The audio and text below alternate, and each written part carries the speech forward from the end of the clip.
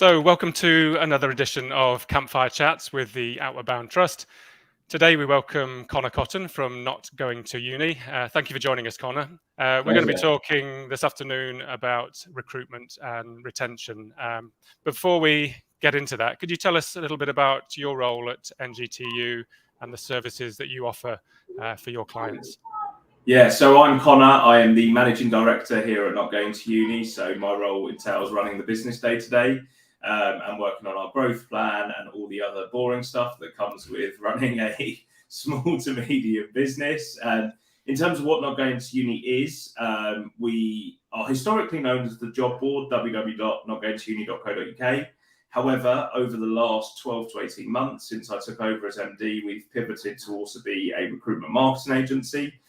Specialising in recruitment and attraction for the early careers sector. So that works across creating content in the video, podcast, photography and so on field, utilising social media. So we have an in-house social agency, targeting and engaging young people on there to promote opportunities to them, as well as our end-to-end recruitment offering to support with the shortlisting and initial first stage interviews with candidates. So much more end-to-end. Obviously, the job board still exists and still very popular amongst schools and colleges, but we've also got that wider offering as well now to support early careers employers with that end-to-end attraction. Fantastic. So lots of experience there. So thinking about that and looking about, what are you finding is the reality for clients recruiting young people into the job market right now? It's funny, I had a conversation with someone earlier about this. It's the most competitive the market's ever been in terms of the fight for talent. One, because post-COVID, so to speak, now we've got most employers are recruiting again. Yep. So those employers that capitalised on the fact that they might have been the only one in their sector or one of few in their sector and they kind of had the ability to cherry pick, it isn't the case anymore. And actually, from our perspective as a recruitment marketing agency, you're not just competing against recruiters, you're competing against consumer brands who want the same attention of a young person. At the end of the day, I used the analogy earlier, looking at Manchester, for example, is the fast fashion hub of the UK. All of those fast fashion brands are vying for Gen Z and youth eyeballs at the end of the day, whether they be on social, both organically and paid and so on. So you put that up against an employer, you're competing for the same audience, you're competing for the same attention span, which then adds to this minefield of needing to really make your brand stand out and needing to cut through the noise. And that's something that's really important now for brands, is to actually cut through that noise and really push themselves as an employer of choice for young people and hopefully beat the attention of that really attractive discount code from Boohoo and all these other brands. So recruiters specifically, they're having to work harder then or differently to attract young talent in that? Yeah, I think a bit of both. I think the key thing is the differently thing.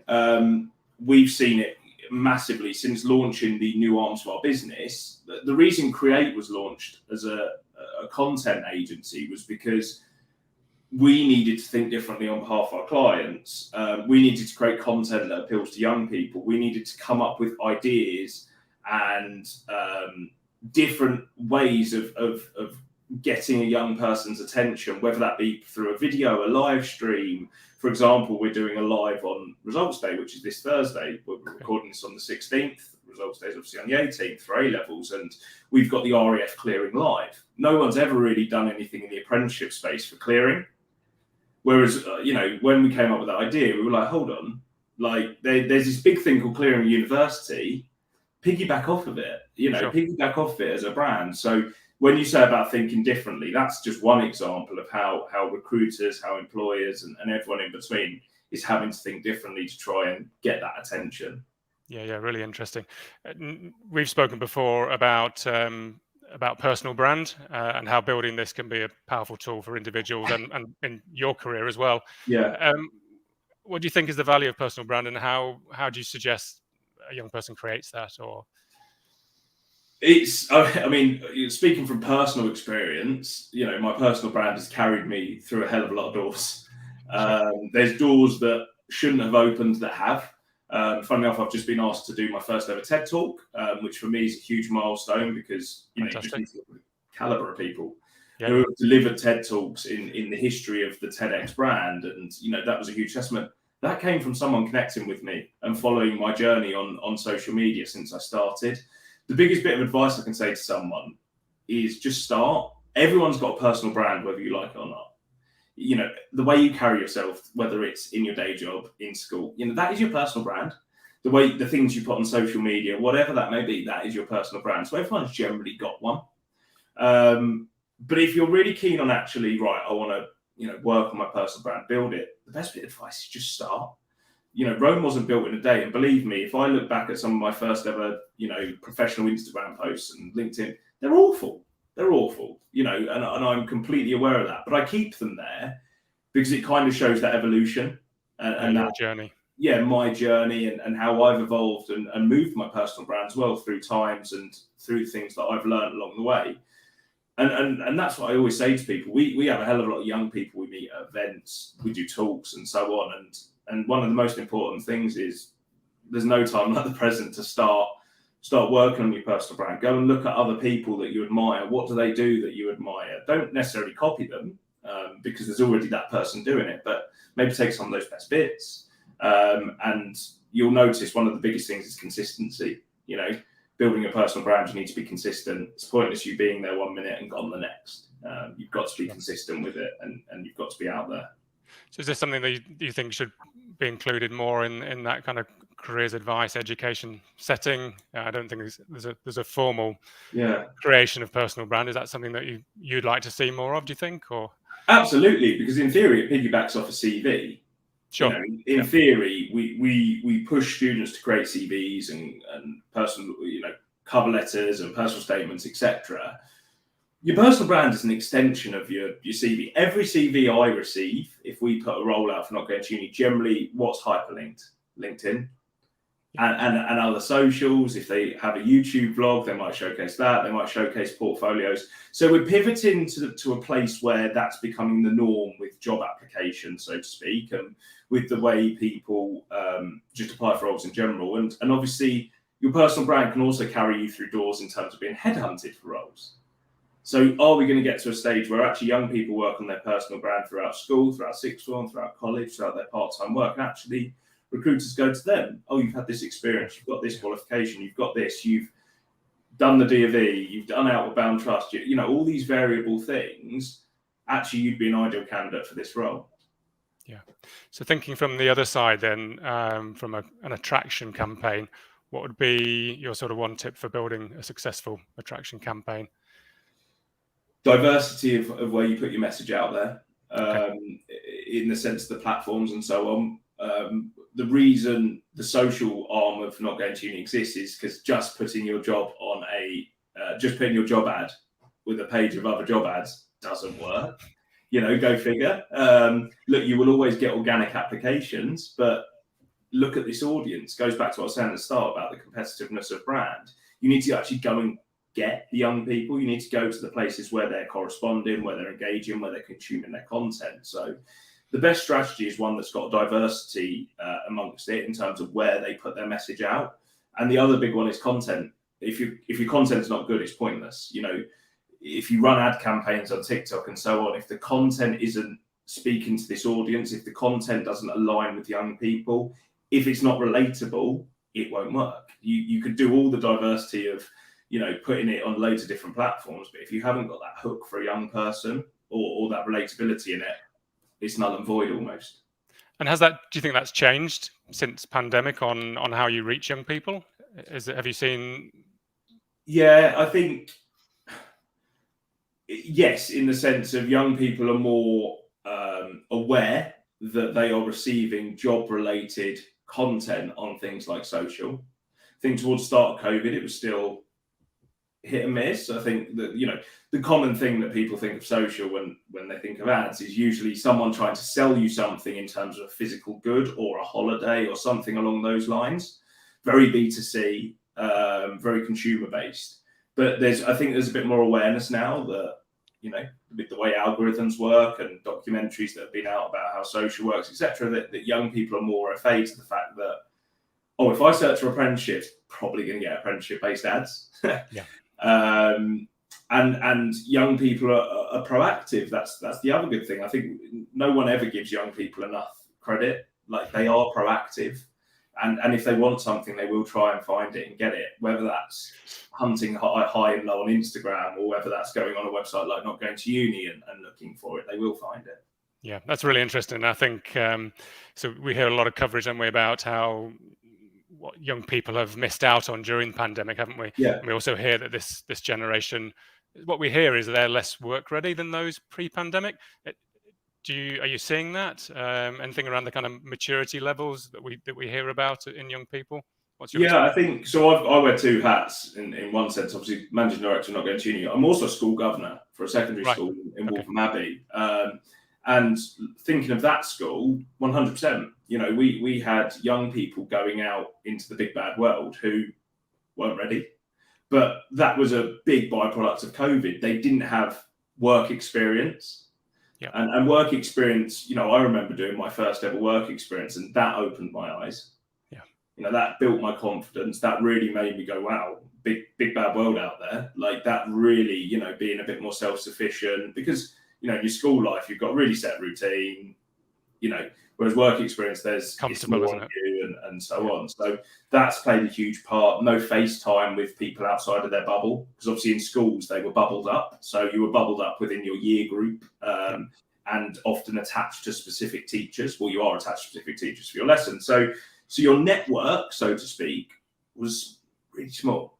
And you threw all these, you know, a lot of Zoom, a lot of this, a lot of that really had a knock-on effect for young people. That then when they were going out there, they weren't feeling as confident.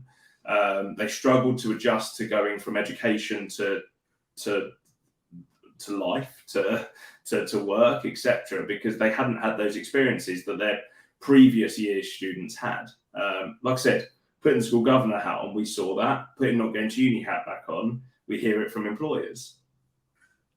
Yeah, you hear it from employers. But are you seeing it in those young people that you're working with in sort of day in, day out, or?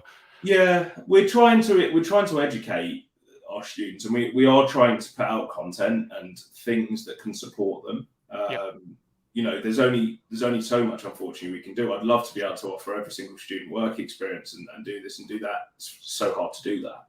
I'd love to do that though, because that would really help. It's why what you guys do, Outward Bound Trust, why that's so important. Funny enough, you know, putting the school governor hat back on, we actually connected up with Outward Bound Trust for the school, because, you know, I was saying that these are students who have never left Waltham Abbey. Yeah. You know, and actually what would be a great experience for them is literally almost throwing them in the deep end, you know, going somewhere completely new to them, you know, really pushing them out of their comfort zone, dealing with different people in the instructors, etc. So we see it. We're trying to do as much as we can. Like I said, it's hard, but we can do as much as we can, whether it's content we push out, whether it's careers advice we push out, whether it's connecting them with ambassadors who can talk to them, whatever that may be.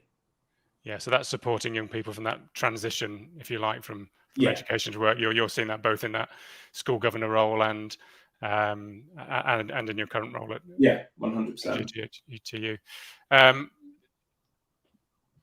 We were talking earlier about retention as well, and the general feeling across the sectors about retention levels. Are young people moving on sooner or later, do you think? So both thinking from... You've got this narrative, haven't you, about career hopping? Yeah, sure. And obviously, I think maybe not even 5 years ago, career hopping was seen as very bad. Don't career hop, you know, just stay in one job, and, you know, it doesn't reflect very well on you. But I kind of beg to differ, personally, on a personal level. Actually, I think it's good. I think it shows that they're a well-rounded character. They're going to get loads of experience. Look, I wouldn't be the managing director of Not Going To Uni if I didn't career hop to another organisation, which was a startup. I wouldn't be sat here. You know, and I remember then when I hopped back, someone said to me like, "Oh, you know, bad idea." And I was like, "Not really. You know, it's worked out for me." So I actually encourage young people, if they feel like that's the journey they want to go on and they want to spread their wings, and you've got to let them. You've got to fly that flag. There are obviously, I think there's two issues around retention. One, you've got actually reneges at the start that some employers have been facing, who actually they get offered jobs, but they're keeping their options open. And that's actually, I think, a bit of a byproduct of COVID. I think young people are a bit worried about certain sectors and are trying to keep their options open because they've seen a lot of people, come out of jobs and struggle to get back into work, etc. And on the other side, you have some young people who actually are seeing apprenticeships as, right, I'll do my year, my 2 years, my 3 years, and then I want to progress. And that's just being hungry to scale your career. Personally, I can't see that as a bad thing. Actually, if we're all in this to support young people, we should be supporting those young people who say, look, being honest with you, I want to do my apprenticeship. Yeah, there might be a full-time job at the end, but I want to spread my wings and move here because there's a better opportunity. Yeah. There's a promotion in it. And that's something that should be supported wholeheartedly. And that's something that relates to me because that was like my career. Yeah. And is that a challenging conversation to have then with some of the organisations you're supporting, or is that a kind of, you see that as a different conversation you've perhaps had previously? Is that a challenge for some of the organisations to kind of accept that, or yeah, I think there is a bit of sector specific, or does it? Yeah, I think there is a bit of a. I think people are a bit scared when I say things like that because they're like, oh, well, why are we going to hire them? And it goes back to this thing. If the message is supporting young people, then you need to support them, regardless of their choice. And I think that's where it gets a bit wishy-washy because some employers are, look, you're always going to look after the greater good of your organisation that you're recruiting for, etc. Obviously, that's your job. You've got to guard that. That's what you've got to focus on. But if you're working in early careers, your job is to support young people into careers. It's why some of the work that the likes of Co-op, etc., is really good. They support lots of young people with a lot of things they do, whether it's some of their work experience offerings, community offerings, etc. Believe me, the percentage of those that go onto apprenticeships at Co-op is tiny. But they're doing it because they know it's for the right reasons. They know it's for the greater good. And there are other employers who are doing that as well. The RAF, we have a really substantial relationship with the RAF in terms of the work we do. And they know that a lot of this stuff we put out to educate young people and support young people doesn't mean they're all going to work there. It doesn't mean that they're all going to be there forever. But they know it's the right thing to do because it goes back to that mission of let's help young people. Yeah, that's good to hear. Same on the same page as we are. Conor, we've been asking this final question as to all our Campfire guests. If you could recommend 3 things for a young person to do between leaving education and starting an early careers program to give them the best start possible, what would the 3 things be? Go and absorb yourself with information about the sector that you're going into. I think it's really important that you actually go and spend some time in I know you're going to have, in between, you're going to want to have a holiday. So have a holiday. Actually, I think that's one, is do have some downtime because it's a big culture shock, actually. And I remember it was like, wow, this is different. You're so self-sufficient. There's a lot of change. So do have downtime. The second point, caveats that is, but take some time to go and absorb yourself in that sector. Go and do background reading about the sector. Go and look who the competitors are. Go and look what's being put out on the company's LinkedIn. Really start to understand. So when you go in there, you're only ever going to have an elementary knowledge, but you have a slight understanding. So when people start, educating you on things and you start going through that training process, you're a little bit more ahead of the curve, so to speak. And hopefully that might create opportunities for you. And the other big one is go and set up a LinkedIn. I tell every young person, before you start in the world of work, if you haven't already, just go and start a LinkedIn page, because the amount of opportunity that is created through there, you can go and connect with people that you're potentially going to be working with. You can go and connect with other people in the sector. You can go and connect with friends, family, whatever, but you can start that journey of actually flying the flag for your career. And it's also a great place for you to learn, because the amount of content on LinkedIn is tenfold. There's loads, and there'll be stuff that's really helpful for you in terms of generic advice, and there'll also be stuff specific to your sector or your potential employer. Oh, that's brilliant. Thank you very much indeed. Thanks for your time, Conor. Pleasure. Real pleasure to chat to you. Look forward to seeing you again. Hopefully next time you visit, we can get some marshmallows and we can sit around a real campfire. Absolutely. Thanks so much. Thank you very much. Thanks for your time.